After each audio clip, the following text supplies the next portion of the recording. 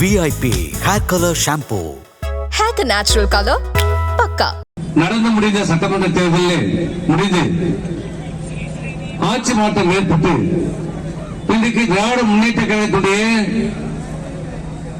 திரு ஸ்டாலின் அவருடைய தலைமையிலே இன்றைக்கு ஆட்சி பொறுப்பேற்றிருக்கின்ற திராவிட முன்னேற்ற கழக அரசு தேர்தலுக்கு முன்பு அவர் சொல்லியது என்ன? இன்றைக்கு ஆட்சி பொறுப்பிலே அமர்ந்து 7 மாத காலம் நிறைவடைந்திருக்கிறது. இந்த 7 மாத காலத்திலே இந்த ஆட்சியிலே ஸ்டாலின் தலைமையில முதலமைச்சராக இருக்கின்ற ஸ்டாலின் தலைமையில இந்த அரசு இந்த நாட்டு மக்களுக்கு என்ன செய்திருக்கிறது? சொன்ன வாக்குறுதிகளை, கொடுத்த வாக்குறுதிகளை அவர்களால் நிறைவேற்ற முடிந்திருக்கிறதா? செயல்படுத்த முடிந்திருக்கிறதா?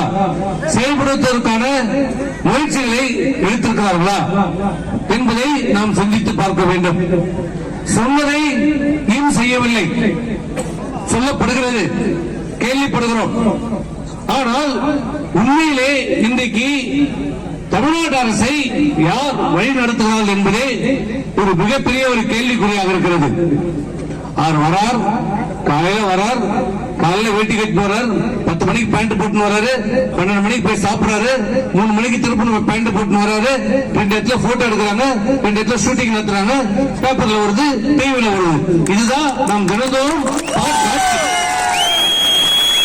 திமுக அரசுடைய முதலமைச்சருடைய அன்றாட நடவடிக்கை. 2 பத்திரிகையிலே, ஒன்னு வேட்டியோட, ஒன்னு பேண்டோடு, ஒன்னு தண்ணியில நிக்கிறது, இல்ல ஒன்னு வண்டி மேல ஏறி நிக்கிறது. இதை தவிர நாம் இந்த காட்சியை தான் தினந்தோறும் நாம் பார்த்துக் கொண்டிருக்கிறோம். இன்றைக்கு கொடுத்த வாக்குறுதிகளை நிறைவேற்றவில்லை என்பது ஒரு பக்கம் இருக்கட்டும். இன்றைக்கு தமிழகத்துடைய மிகப்பெரிய பிரச்சனைகளை நிர்வாகத்திலே இந்த ஆட்சி பொறுப்பேற்று 7 மாத காலம் ஆகிறது. இந்த 7 மாத காலத்திலே சட்டமன்றமும் கூடி தங்களுடைய அரசுடைய முதல் நிதிநிலை அறிக்கையும் தாக்கல் செய்திருக்கிறார்கள். ஒவ்வொரு துறை வாரியாக நிதியை ஒதுக்கி இருக்கிறார்கள். சுகாதாரத்துறை என்றால் அதற்கான நிதி ஒதுக்கப்பட்டிருக்கிறது. கல்வித்துறை என்றால் அதற்கான நிதி ஒதுக்கப்பட்டிருக்கிறது.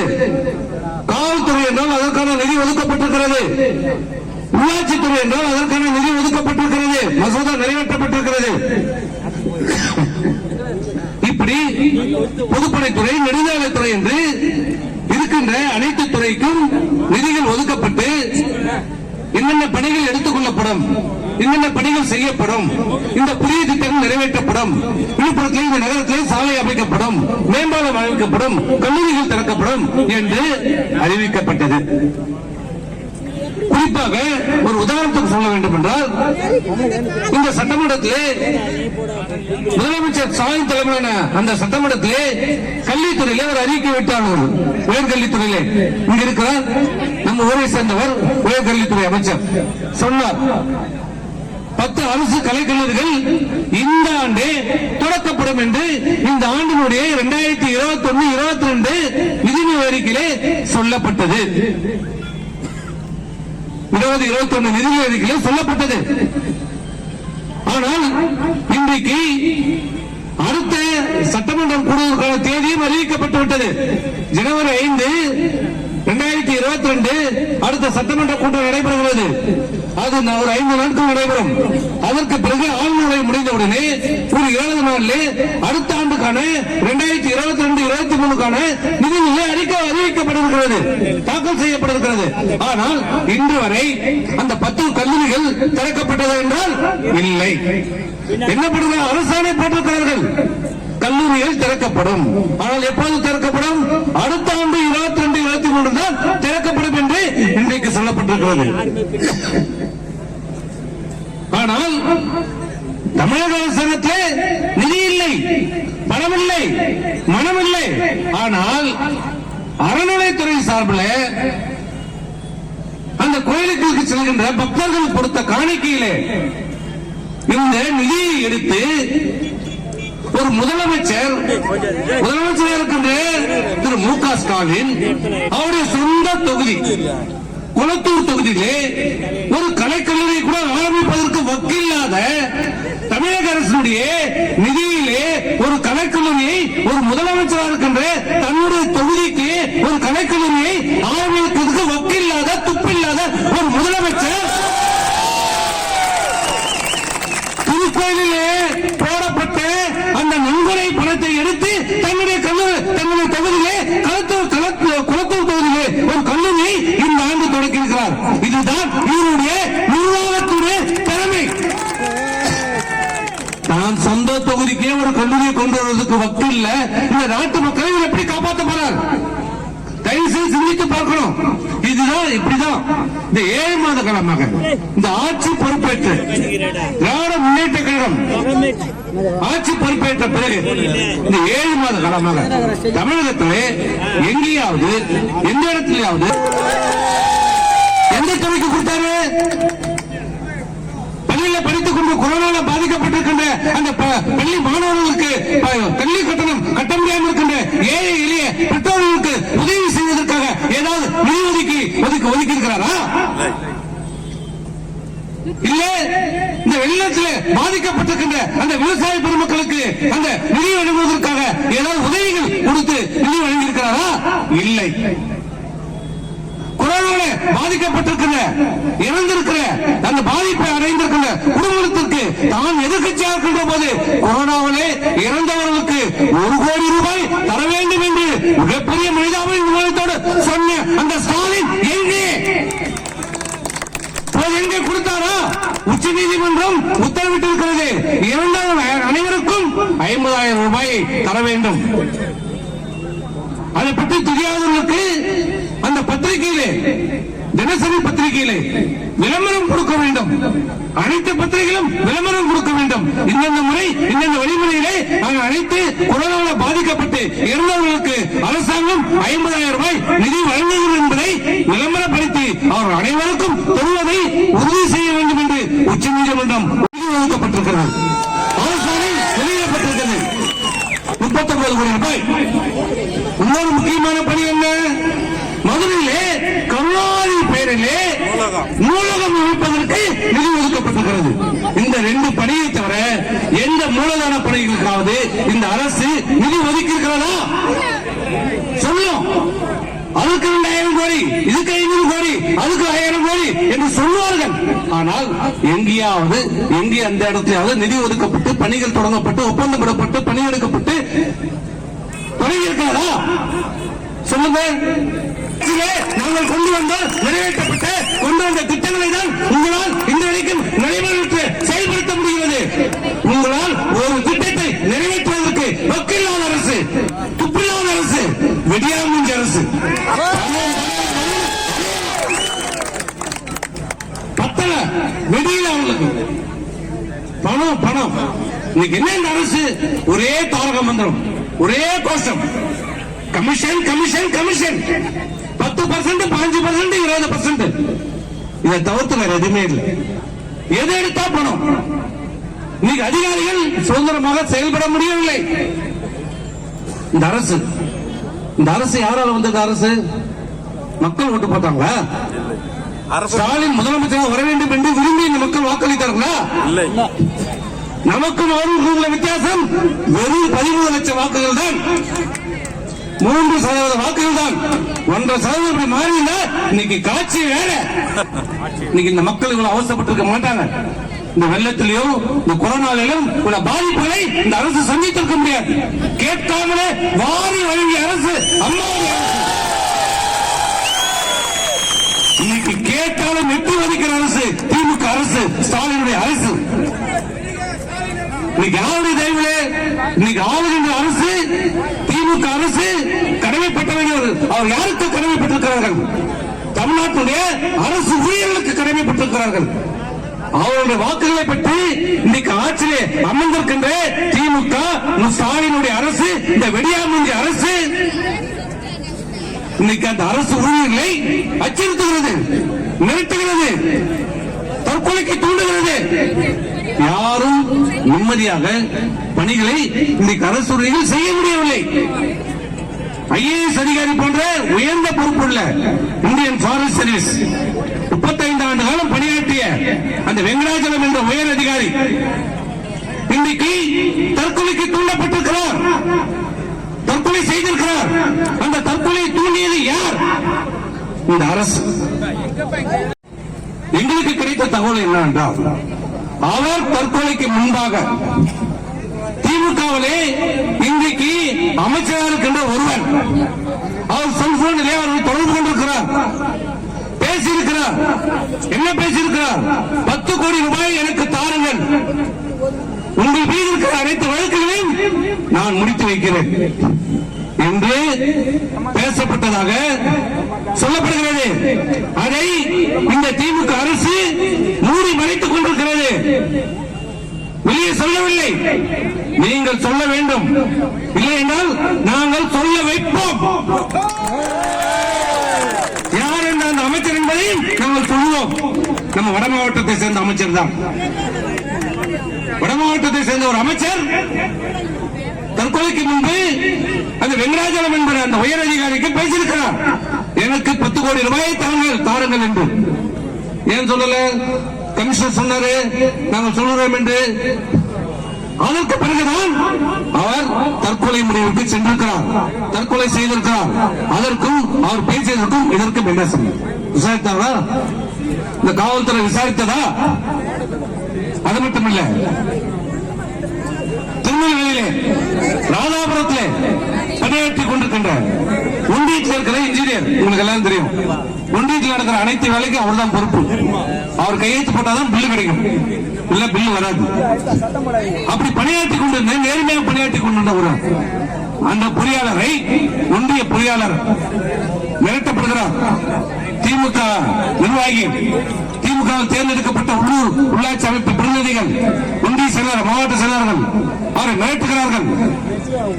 பணி செய்யாமலே அந்த பணி செய்து முடிக்கப்பட்டதாக ஒப்புதல் கொடுத்து அதற்கான தொகையை விடுவிக்க வேண்டும் என்று அவர் மிரட்டப்படுகிறார், அச்சுறுத்தப்படுகிறார். நல்ல நிலையிலே வீட்டிலிருந்து காலையில் நல்ல வேலைக்கு வரார், வீட்டுல எல்லாம் சந்தோஷமா இருக்காரு, சாப்பிடுறாரு, சந்தோஷமா போயிட்டு வேலைக்கு போயிட்டு சொல்லிட்டு வராரு. வருகின்ற அலுவலகத்துக்கு வருகின்ற வழியிலே அவர் செல்போன்ல அச்சுறுத்தப்படுகிறார். அதுல மன உளைச்சலுக்குள்ளாகி, வேதனைக்குள்ளாகி, பயந்து தற்கொலை செய்து கொள்கிறார். இப்படிப்பட்ட சம்பவங்கள் இந்த அரசு, திமுக அரசு தொடர்ந்து நடைபெற்றுக் கொண்டு வருகிறது. அந்த பொறியாளர் தற்கொலை செய்து கொண்டதற்கு பொறுப்பானவர்களை இதுவரைக்கும் கைது செய்யப்பட்டிருக்கிறார்களா? இதே எங்களுடைய ஆட்சியிலே, எங்கள் அம்மாவுடைய ஆட்சியிலே, இதே திருநெல்வேலியில் தான் ஒரு வேளாண்மை அதிகாரி தான் மிரட்டப்பட்டதாக சொல்லி அன்றைக்கு கட்டுக்கடை செய்ய சொல்லப்பட்டது எதிர்கட்சியால், இதே ஸ்டாலினால். அவர் தற்கொலை செய்து கொள்கிறார் ரயில் முன்னே விழுந்து. உண்மையா பொய்யோ? ஆனால் குற்றச்சாட்டு என்று வந்த உடனே அம்மா அவர்கள் அன்றைக்கு சம்பந்தப்பட்டவரை அமைச்சரிலிருந்து நீக்கப்பட்டு அவர் மீது நடவடிக்கை எடுத்த அரசு அம்மாவுடைய அரசு. ஒன்ன போல பேடி கோழை அரசு இல்ல என்னுடைய அரசு. டெல்லியில ஒரு எம்பி 39 பிச்சை எடுக்கிறோம், ஆளு கையில துருவாடு வச்சுருக்காங்க, ஒரு மத்திய அமைச்சர் துருவாடு வச்சுருக்காங்க. இங்க வந்து பார்த்தா வீரவேஷமா பேசுறது. உங்களுக்கு தெரியும், இந்த அண்ணாமலை கைது செய்து பாரு.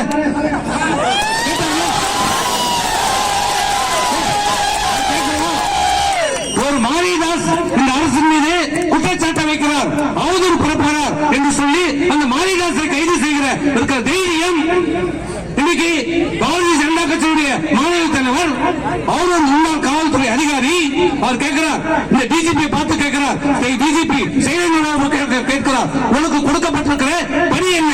காவல்துறை பணி, சட்டம் ஒழுங்கை காப்பாற்றப்பட வேண்டும், கொலை, கொள்ளை, கற்பழிப்பு இதை தடுப்பது, இதை செய்வதற்கு தான் உனக்கு அந்த பணிகள் கொடுக்கப்பட்டிருக்கிறது. 120 கிலோமீட்டர் சைக்கிள் ஓட்டுவதற்கு என்று நாக்கப்படுகிற மாதிரி கேட்டார்ல. உனக்கு தைரியம் கை வச்சு பாரு, முடியுமா? முடியுமா? ஏன்னா அவர் ஒரு காவல் அதிகாரி, ஒரு காவல் அதிகாரிக்கு என்ன பணிகள் என்பது அவருக்கு நன்றாக தெரியும். சைக்கிள் ஓட்டுறது, ரன்னிங் போட்டு இதான் வேலையா? இன்னைக்கு என்ன நடக்குது தமிழ்நாடு ஃபுல்லா? கொலை, கொள்ளை, கற்பழிப்பு, பாலியல் மிகப்பெரிய ஆபத்து. அது மேடைக்காக சொல்லலங்க, இங்க இருக்கிற நம்ம நிர்வாகிகளும் சரி, கேட்டுக்கொண்டிருக்கிற பொதுமக்களும் தயவு செய்து சிந்திச்சு பாருங்க. கொலை, கொள்ளை, கற்பழிப்பு எந்த ஆட்சியில் வந்தாலும் நடக்கும். ஆனால் இந்த 7 மாத காலத்தில் நடைபெறுகின்ற கொலை, கொள்ளை, கற்பழிப்பு, குறிப்பாக பாலியல் தொல்லை. இதுவரை பாலியல் தொல்லை என்பது பணிக்கு வேலை செய்ய போறவங்க, இல்ல வெளியில எங்க போறோம் அப்படி இருக்கும், கொஞ்சம் வயசு. ஆனா இப்போ குறிப்பா இந்த 2-3 மாசமா நீங்க பாத்தீங்கன்னா 5 வயசு பொண்ணு, 6 வயசு பசங்க, 10 வயசு பசங்க, இந்த பாலியல் தொல்லை தினந்தோறும் நடக்குது. நேற்று கூட திண்டுக்கல் மாவட்டத்தில் 5 வயது சிறுமி எரித்து உயிரோடு எரிந்து கொண்டிருக்கிறது. அவரை மீட்கின்ற போது அவர் உயிர் இருக்கிறது. 5 வயசு பொண்ணு, 5 வயது பெண். நல்ல நான் ஏன் சொல்றேன்னா, 5 வயது பெண் உயிரோடு எரிந்து கொண்டிருக்கிறது. அவர் எரிந்த இடம் வேற, அவர் தூக்கி வந்து போட்டுக்கிற ஒரு இடம் வேற. ஆனால் இன்றைக்கு மனசாட்சியே இல்லாமல் இந்த திராவிட ஸ்டாலின் தலைமையிலான காவல்துறை, அந்த டிஐஜி ஒரு பேட்டி அளிக்கிறார். அவரும் ஒரு பெண், செல்வகுமாரி, செந்தில்குமாரியா செல்வகுமாரியும் ஒரு டிஐஜி, திண்டுக்கல் ரேஞ்சுடைய டிஐஜி பேட்டி கொடுக்கிறார். மனசாட்சியே எல்லாம் பேட்டி கொடுக்கிறார். 5 வயது பெண் எரித்து கொலை செய்யப்பட்டிருக்கிறார். ஏன், எதற்காக என்று விசாரணை நடைபெறுகிறது. பாலியல் கொலையா, நகைக்காக கொலையா, தற்கொலையா? 5 வயசு பொண்ணு ஏன் தற்கொலை பண்ணுது? கொஞ்சம் கூட மனசாட்சி வேணாம், வேணாம். அவங்க என்ன பண்ணுவாங்க, மேல என்ன சொல்றாங்களோ அதை அப்படியே சொல்றாங்க. 5 வயது பெண் பாலியல் ஏற்றுக்கொள்ளலாம், நகைக்காக கொல்லப்பட்டு ஏற்றுக்கொள்ளலாம். 5 வயது பெண் தற்கொலையா என்ற கோணத்தில் நாங்கள் விசாரணை மேற்கொள்கிறோம். இது ஒன்று. ராமநாதபுரத்திலே கல்லூரியிலே பிகாம் படித்துக் கொண்டிருக்கின்ற மணிகண்டன் என்ற மாணவன் 3ஆம் ஆண்டு படித்துக் கொண்டிருக்கிறான். எல்லாரும் டிவியில பார்த்திருப்பீங்க. தெய்வ கலாச்சாரமாக 3 பட்டை வச்சு நல்ல குங்குமம் போட்டு வச்சிருக்கான். காலேஜ் போகிற 3ஆம் ஆண்டு படிக்கிற மாணவன் எப்படி இருப்பான்? ஆனா அவன் எப்படி இருந்தான், நம்ம நிருபர் பட்டை வச்சுக்கிட்டு, அது மாதிரி 3 பட்டை வச்சுக்கிட்டு நடுவில் பொட்டு வச்சுட்டு எல்லா போட்டோல அந்த போட்டோ தான் வந்தது. அந்த மாணவன் இரவு காவலர்கள் நிறுத்தும் போது நிற்காமல் சென்ற காரணத்துக்காக காவலத்துக்கு கொண்டு போய் அடித்து துன்புறுத்தப்படுகிறார். இரவு முழுவதும் அடிக்கப்படுகிறார், அடித்து துன்புறுத்தப்படுகிறார். பிறகு அவர் உயிருக்கு ஆபத்தான நிலை என்று அறிந்தவுடனே பெற்றோரை குறித்து அனுப்புறார். வீட்டுக்கு வந்த மாணவன் இறந்துடுறான். விசாரணை கேட்டு நடக்குது. நீதிமன்றம் மறு கூறாய்வு செய்ய வேண்டும் என்று உத்தரவிட்டு நடந்து விடுது. இன்றைக்கு அந்த மாவட்டத்தில் இருக்கிற DIG IG Thamaraikannan, ADGP Thamaraikannan பேட்டி கொடுக்கிறார். இந்த வழக்கு தற்கொலையா, போலீஸ் தாக்கப்பட்டதா, இல்லை அவர் திருட்டு வழக்கில் சம்பந்தப்பட்டிருக்கிறாரா? நல்லா சிந்திக்கணும். ஒரு மாணவன் கல்லூரியிலே பிகாம் 3ஆம் ஆண்டு படித்துக் கொண்டிருக்கின்ற ஒரு மாணவன், பக்தியுள்ள மாணவன், தெய்வ பக்தி உள்ள ஒரு மாணவனை காவல்துறை கொண்டு அடிக்கிறார்கள்.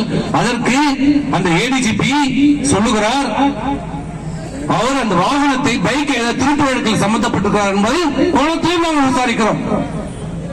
இப்படி இன்னைக்கு ஆட்சியில் இருக்கின்ற ஸ்டாலினுக்கு பொறுப்பில் இருக்கின்ற காவல்துறை இன்னைக்கு ஏவல் துறையாக மாறிக்கொண்டிருக்கிறது.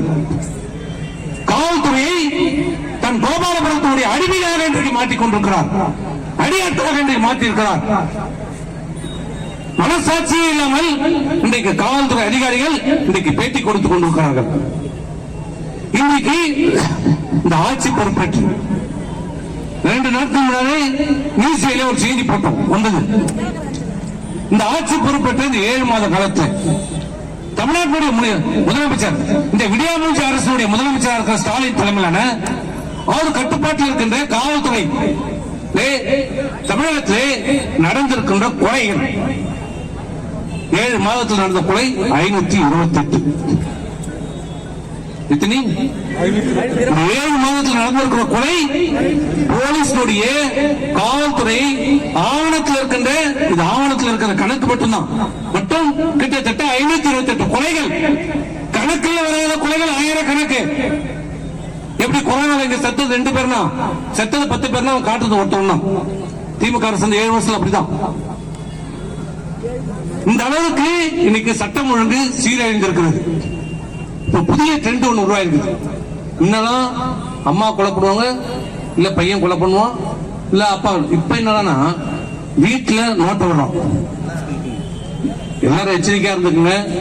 இங்க இருக்கவும் சரி, நம்ம எல்லாருக்கும் சொல்ற எச்சரிக்கையா இருந்துங்க. வீட்டுல பெண்களை இந்த திமுக அரசுல, இந்த ஸ்டாலின் தலைமையில் நடக்கிற ஆட்சியில வீட்டுல பெண்களை, குழந்தைகளை தனியாக பாதுகாப்பு இல்லாமல் விட்டு விட்டு தயவு செய்து செல்லாதீர்கள். உங்கள் அனைவரும் பாவம் தட்டு கேட்டுக்கிறோம். இந்த அரசுல பாதுகாப்பு இல்லை, பெண்களுக்கு பாதுகாப்பு இல்லை.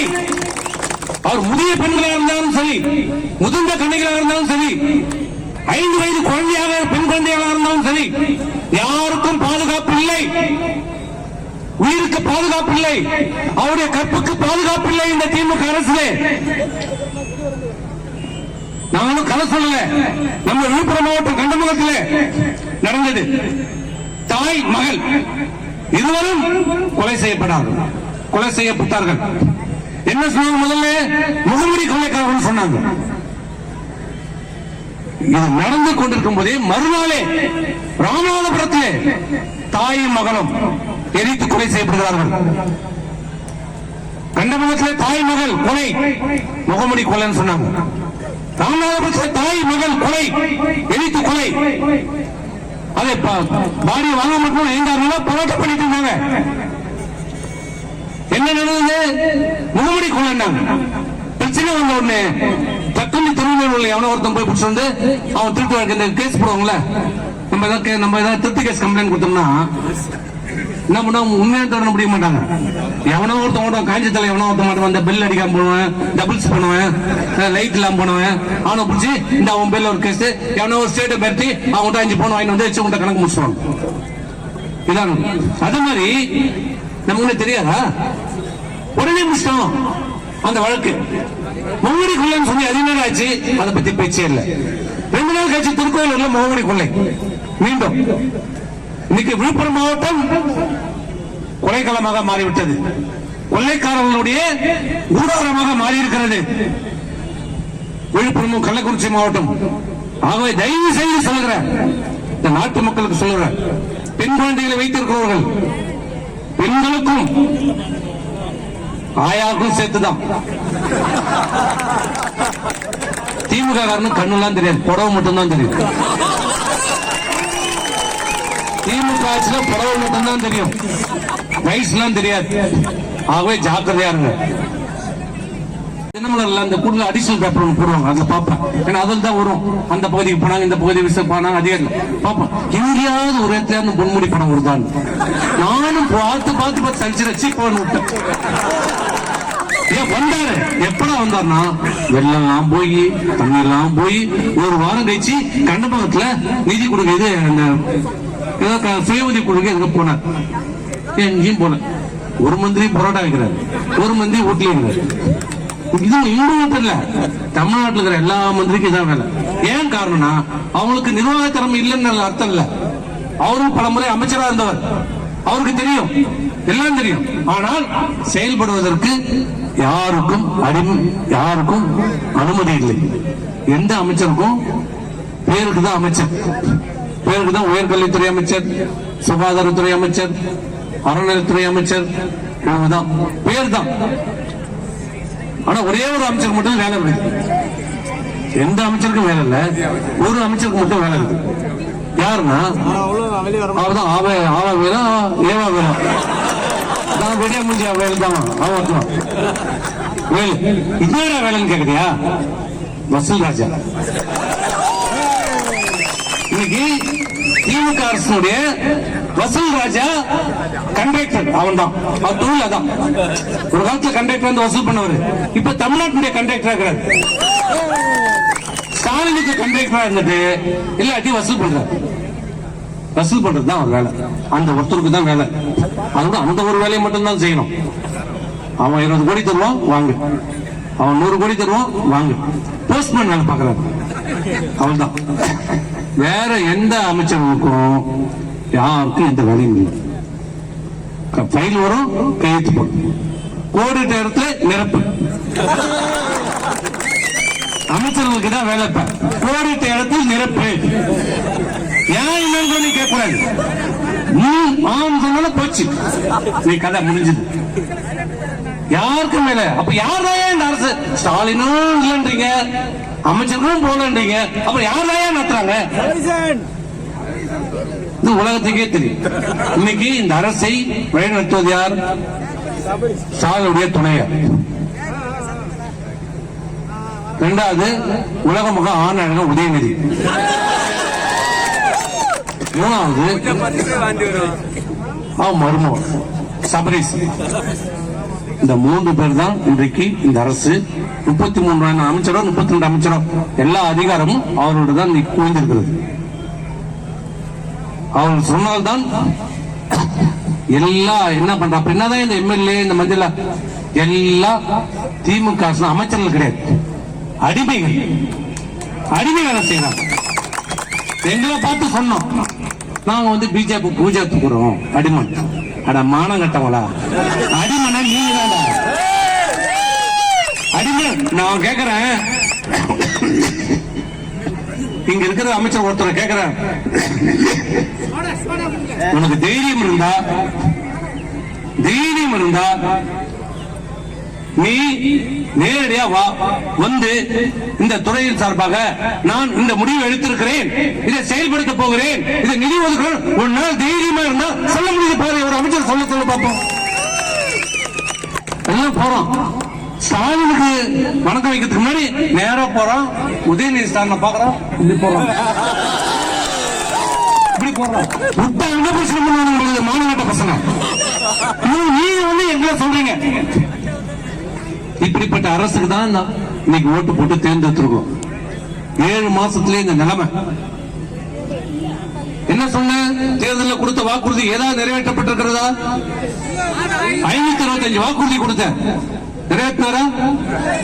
நீங்க பண்ணவானா? பண்ண எதிர்கட்சியில் இருக்கும்போது என்ன சொன்ன? ஜிஎஸ்டி இருக்கிற பெட்ரோல் டீசல் வரியை ஜிஎஸ்டிக்குள்ளே கொண்டு வாருங்கள் என்று சொன்னேன். சொன்னே இல்லையா?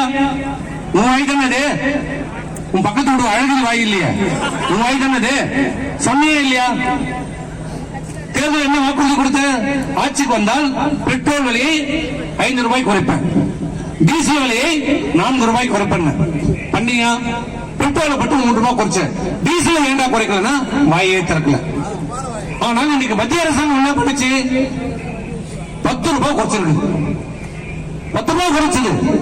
அதை தொடர்ந்து இந்தியாவில் இருக்கின்ற அனைத்து மாநிலங்களும் இன்றைக்கு பெட்ரோல் டீசல் மேலான அந்த விலையை குறைத்திருக்கிறது. குறைக்காத ஒரே அரசு ஒரு விடியாமூஞ்சி அரசு இந்த முதலமைச்சர் ஸ்டாலின் தலைமையிலான இந்த திமுக அரசு தான். ஏன் குறைக்கல? நீ சொன்ன வாக்குறுதி தானே. டீசலுக்கு இதுவரைக்கும் 1 பைசா குறைச்சிருக்கிறியா? மத்திய அரசாங்கம் குறைச்சிருக்காங்க 10 ரூபாய். மோடி தலைமையிலான அரசு குறைத்திருக்கிறது. ஜிஎஸ்டி வரிக்குள்ளே பெட்ரோல் டீசலை கொண்டு வருவதற்கு ஜிஎஸ்டி கவுன்சில் மீட்டிங் கூட்டப்படுகிறது. நீ போ, கவுண்டுக்கு முடியும் முடியாதுன்னு சொல்லு, இல்ல இந்த கவுண்டர் சொல்லு. ஆனா கூட்டத்துக்கே போகாம அந்த நிதியமைச்சர் என்ன பண்ணாருன்னா மச்சன்சிக்கு வளைகாப்புக்கு போயிட்டு நாட்டு மக்களுடைய விலைவாசி ஏற்றம் எதனால ஏற்படுது? முக்கிய காரணம் பெட்ரோல் டீசல் விலையுடைய உயர்வு. அன்றாட பொருள் காய்கறியிலிருந்து அனைத்து பொருளுடைய விலைவாசி ஏறுவதற்கு முக்கிய காரணம் போக்குவரத்து செலவு. அதற்கு காரணம் டீசல் விலை உயரும். அதை குறைக்க வேண்டிய கடமை யாருக்கு இருக்கிறது? ஆளுகின்ற அரசுக்கு இருக்கிறது. நீங்கள் கொடுத்த தேர்தல் வாக்குறுதி அதை நிறைவேற்றுகின்ற வாய்ப்பு உனக்கு டெல்லியிலே கூட்டம் கூட்டப்பட்டது. அதை கலந்து கொள்ளாமல் மஞ்சள் வளைகாப்புக்கு போற மத்திய அரசு தானாக முன்வந்து 10 ரூபாய் குறைத்த பிறகும் இன்று வரை டீசலுக்கான விலையை குறைக்காத கொள்ளையடித்துக் கொண்டிருக்கிற அரசு ஸ்டாலின் தலைமையிலான அரசு. இதுதான் திமுக. சொல்வது ஒண்ணு, செய்வது ஒண்ணு. தாங்கல இன்னும் காத்தடிச்சுன்னு வச்சுக்க, இந்த நிர்வாகம் சீரழிந்து போயிருக்கும். எங்கேயாவது 20 நாள் 25 நாள் மழை வெள்ளத்துல மக்கள் பாதிக்கிறாங்க. எங்கேயாவது யாராவது வந்தாங்களா? ஒரு எம்எல்ஏ, ஒரு கவுன்சிலர், ஒரு தலைவர், ஒரு அமைச்சர், ஒரு முதலமைச்சர் யாராவது வந்தாங்களா? இந்த முதலமைச்சர் எல்லா ஊருக்கும் ஷோ காட்டினாரு. இந்த விழுப்புரத்துக்கு வந்து பார்த்தாரா? இப்படிதானே போனாரு. ஏன் வந்திருக்கலாம்ல? வந்தாரா? சரி, இவங்க எல்லாம் முடியாது. அவங்க எம்எல்ஏ எம்பி எல்லாம் பெரிய மினிஸ்டர் ஆயிட்டாங்க, அவங்க வரல. இங்க கீழே இருக்கிற கட்சிக்காரங்களா இதே அதிமுக ஆட்சியில அனைத்து அண்ணா திராவிட முன்னேற்ற கழகம் எத்தனை பேர் தெரு தெரு ஊராக வந்து நாங்கள் சேவை செய்திருக்கிறோம், பணியாற்றிருக்கிறோம். எங்களால் முடிஞ்ச உதவிகளை அதிமுக தொண்டர்கள் வழங்கி இருக்கிறோம்.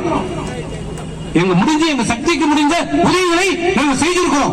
அதிமுக எந்த சேதமா இருந்தாலும், எந்த வெள்ளமா இருந்தாலும் சரி, வறட்சியாக இருந்தாலும், தஞ்சாவூர் மாவட்டத்தில் நடைபெற்ற அந்த சூறாவளி புயலுக்கு இங்கிருந்து நாங்கள் நிவாரணத்தை கொடுத்து அனுப்பிச்சோம். லாரியா கருணாநிதியாலே முடியல. நீ என்ன எந்த ஏமாத்துறோம்? உங்க அப்பா கருணாநிதியை பார்த்துட்டான். பார்த்த கட்சி தான் அனைத்து இந்திய அண்ணா திராவிட முன்னேற்ற கழகம். அதிமுக இருக்கின்ற போது அம்மாவை அழிக்க நினைத்தார் உங்க அப்பா கருணாநிதி. என்ன ஆச்சு? அடுத்து நடந்த சட்டமன்ற தேர்தலில் தப்பித்தம் போய்த்தம் ஒரே ஒரு தொகுதி மட்டும் வெற்றி பெற்று சட்டமன்றத்துக்கு போவதற்கு தைரியம் இல்லாமல் அதையும் ராஜினாமா செய்துவிட்டு ஓடி சென்றவர் உங்க அப்பா. நீ எங்களை பார்த்து அதிமுக அழிச்சிருவியா? எத்தனை கேஸ் போடுவ? எத்தனை போடுவ? உன் கை விலக்கி எழுது. கேஸ் போட்டா இன்னும் அதிமுக அழிஞ்சிருமா? ஏய், இந்த சண்முகம் இல்லை என்றால் இன்னொரு தவறு. ஒன்ன மாதிரி திமுக போன்று கருணாநிதி குடும்ப சொத்து அல்ல திமுக. அதிமுக அதிமுக என்பது இருக்கிற 1.5 கோடி பேரும் தலைவரா? 1.5 கோடி பேரும் தலைவர். உன் கட்சியில நீ உங்க அப்பா பிறகு நீ, உனக்கு பிறகு உதயநிதி, அதுக்கப்புறம் உன் பேரன், இப்படின்னு குடும்ப சொத்தாக மன்னர் ஆட்சி நடத்திட்டு இருக்கிற அதிமுக அப்படி கிடையாது. இன்றைக்கு சாதாரண ஒரு அடிப்படை கிளைக்கழக செயலாளராக இருந்து படிப்படியாக வந்து இந்த தமிழ்நாட்டுடைய முதலமைச்சராகவும் இந்த கழகத்துடைய பணியை வகித்துக் கொண்டு இந்த இயக்கத்தை இன்றும் இயக்கிக் கொண்டிருக்கின்றவர்கள் அதிமுக. நாளைக்கு இங்க நிற்கிற இன்னும் நாளைக்கு இந்த கட்சியினுடைய ஒருங்கிணைப்பா வந்து கட்சி நடத்தணும். அத்தனை தகுதியும் திறமையும் சாதாரண அதிமுக தொண்டருக்கு உண்டு. மானம் சூடு சொரணம் இருக்குது. நாங்களும் தலைவா வரலாம் சொல்லி பாரு. நீ எவ்வளவு சொல்லி பாரு, சொல்லி நாங்க சொல்லுவோம். நாளைக்கு நாங்க யார் வேணாலும் பதவி போறோம், யார் வேண்டுமானும் முதலமைச்சர் வரலாம், யார் வேண்டுமானும் இந்த இயக்கத்துடைய தலைவராக வரலாம். அதுதான் அனைத்து இந்திய அண்ணா திராவிட முன்னேற்ற கழகம். உன்னால் சொல்ல முடியுமா? தொண்டர் கட்சி, மக்களுக்காக பாடுபடுகின்ற இயக்கம் அனைத்து இந்திய அண்ணா திராவிட முன்னேற்ற கழகம். எம்ஜிஆர் கட்சி, அம்மா கட்சி, இரட்டைலை. உன்ன மாதிரி குடும்பத்துக்கு பூஜா தூக்குறது இல்ல, கருணாநிதி குடும்பத்துக்கு பூஜா தூக்குற கட்சி இல்ல இது. ஆகவே அதிமுக நிறுத்திடலாம், உறுத்திடலாம், வழக்கப்பட்டா பயந்துருவான் மட்டும் நினைக்காத தம்பி. இதெல்லாம் நாங்க பார்த்துட்டோம், பார்த்துட்டு தான் வந்திருக்கிறோம். எங்க சொல்ற குற்றவாளி எங்க சொல்றதுக்கு முன்னாடி இப்படி ஒரு கையை நீட்டுதுன்னா ஒன்னு நோக்கி நான் 3-4 கை நீட்டு மடங்கி பாத்துக்குவோம். இன்னைக்கு ஸ்டாலின் தலைமையிலான அமைச்சரவை, அது அமைச்சரவை இல்லைங்க, தயவு செய்து புரிஞ்சுங்க. குற்றவாளிகள் கொண்ட ஒரு சபை. 23 அமைச்சர்கள் வந்து குற்றவாளியாக, நல்லா புரிஞ்சுங்க. 23 அமைச்சர்கள் குற்றவாளி. நீ வந்து எங்களை பார்த்து சொல்ற லஞ்சம் வாங்கிட்டாங்க. லஞ்சம் வாங்கணும்னு யாரும் சொல்றதுக்கு ஒரு வரமுறையே இல்ல, யாரும் தகுதியே இல்லை. அது நீ சொல்லலாமா? கருணாநிதி புள்ள சொல்லலாமா? லஞ்சம் வார்த்தையை கண்டுபிடிச்சதே கருணாநிதி வச்சுதான். யார் சொல்றது லஞ்சம்? 35,000 சக்கரை மூட்டை எங்கடா போச்சுன்னு சர்க்காரிய கமிஷன் கருணாநிதி கேட்டார். நீ என்ன சொல்ற? மழை பெஞ்சிச்சு, கரைஞ்சிருச்சு, இல்ல அங்க போயிடுச்சு, இங்க போச்சு. ஆனா கருணாநிதி சொன்னார் சரியான ஒரு என்ன சொன்னா, 35,000 சக்கரை மூட்டையும் எறும்பு சாப்பிட்டுச்சு. சரி, சக்கரை மூட்டையில எறும்பு சாப்பிட்டுச்சு, அந்த 35,000 சாக்கு என்ன ஆச்சு? அது எல்லாம் எலி சாப்பிட்டுச்சு. இதெல்லாம் நான் சும்மா சொல்ல, இது சர்க்காரிய கமிஷன்ல காசு வாங்கினவரு, இமாரல் ஆக்டிவிட்டிஸ்ல போலீஸ்ல வேலை செய்தவரு, அவன் தான் இன்னைக்கு லஞ்ச ஒழிப்பு இருக்கிறாங்க. ரொம்ப உத்தமரா? காந்திக்கு பக்கத்துடா இவங்க கை நீட்டாதவங்களா? இன்னைக்கு அந்த லஞ்ச ஒழிப்புல இருக்கிற அதிகாரிகள், உயர் அதிகாரிகள் இருந்து அதுல பணியாற்றவங்களா காசே வாங்காதவங்களா? அவர் வீடு கட்டிக்கிறாரு, அந்த வீடுல எப்படி வந்தது? அவருக்கு இருக்கிற சொத்து என்ன? இந்த லஞ்ச ஒழிப்பு துறைக்கு தலைவராக வருவதற்கு முன்பு, டிஎஸ்பி வருவதற்கு முன்பு, எஸ்பி வருவதற்கு முன்பு அவருடைய சொத்து என்ன? நீ இந்த பீரியட் முடிஞ்சு போகும்போது உங்க சொத்து என்ன? நான் கேட்க மாட்டோம். ஆட்சி இப்படியே இருந்துருமா? 5 ஆண்டு காலம் கழிச்சு மீண்டும் கண்டிப்பாக வரும். இன்னைக்கு ஆளும் திராவிட முன்னேற்ற கழகத்துடைய ஸ்டாலினுடைய பேச்சை கேட்டு ஆடிக்கொண்டிருக்கின்ற லஞ்ச ஒழிப்பு துறைக்கு நாங்கள் சொல்லுகின்றோம், அன்னைக்கு இருக்கிறது இதே லஞ்ச ஒழிப்பு, வேற எந்த துறை இல்லை. இதே லஞ்ச ஒழிப்பு துறை உனக்கும் அந்த அதிகாரிகளுக்கும் வரும். நாங்களும் எழுதுவோம். அன்னைக்கு புதுசா ஏதாவது ஒரு கரன்சி வந்தா நாங்களும் எழுதுவோம். வரும் அன்னைக்கு நாங்களும் எழுதுவோம். உன் சட்டையும் கைட்டுவோம், எல்லாத்தையும் பண்ணுவோம். ஆட்சி நிரந்தரம் இல்லை. அதிகாரிகள், காவல்துறை அதிகாரிகளுக்கு எச்சரிக்கை விடுகிறோம். 5 ஆண்டு நிரந்தரம் இல்லை. ஆளுகின்ற அரசுடைய பேச்சை கேட்டு அதிகாரத்திற்கு பயந்து எங்கள் மீது முறைகேடாக தவறுந்தால் நடவடிக்கை எடுங்கள். அதில் எங்களுக்கு எந்த மாற்று கருத்தும் இல்லை. ஆனால் பழி வாங்கும் நடவடிக்கையோடு, காழ்ப்புணர்ச்சியோடு எங்களை அவமானப்படுத்த வேண்டும் என்ற நோக்கத்தோடு நடந்து கொண்டீர்கள் என்றால் அதற்கான பின்விளைவுகளை கண்டிப்பாக நீங்கள் சந்திக்க நேரிடும். அன்னைக்கு இந்த ஸ்டாலின் வந்து காப்பாற்ற மாட்டான், அன்னைக்கு இந்த பொன்முடி வந்து காப்பாற்ற மாட்டான், இந்த மஸ்தான் புரட்ட அடிக்க போயிடுவாப்ல, யாரும் வந்து காப்பாற்ற மாட்டாங்க. நீங்க தான் உங்களை காப்பாத்திக்கணும். அவங்க படி வளர்க்குறாங்க, நாங்க என்ன பண்ணுவோம்? சோதனை என்றால் அதற்கென்று விதிமுறைகள் இருக்கிறது, வழிமுறைகள் இருக்கிறது. சட்டத்துக்கு உட்பட்டு அந்த சோதனைகளை செய்ய வேண்டும். வர வீட்டுக்கு வர சொல்றேன், வாரண்ட கேட்டேன், நான் அனுமதிக்கிறோம் பண்ற. என்ன பண்ற? உள்ள போற பெண்களுடைய புடவைகள் எல்லாத்தையும் எடுத்து உதறோம். அதை பண்ணா கூட பரவாயில்ல, உள்ளாடிகள் எல்லாம் கணக்கெடுத்து நேற்று ஒரு கீழ்த்தரமான மட்டமாக இந்த அரசு, திமுக அரசு, காவல்துறை நடந்து கொண்டிருக்கிறது. 10 ஆண்டு காலம் அமைச்சராக இருந்த இன்னைக்கு 4வது முறையாக தேர்ந்தெடுக்கப்பட்டிருக்கிற ஒரு அமைச்சரவைக்கு பெண்களுடைய உள்ளாடிகள் எல்லாம் கலைந்து கணக்கெடுக்கிறீர்கள் என்றால் எந்த அளவிற்கு இந்த அரசு கீழ்த்தரமாக நடந்து கொள்கிறது என்பது இதை தவிர வேறு எந்த உதாரணமும் இல்லை. VIP Hair Color Shampoo. Hair Natural Color Pakka.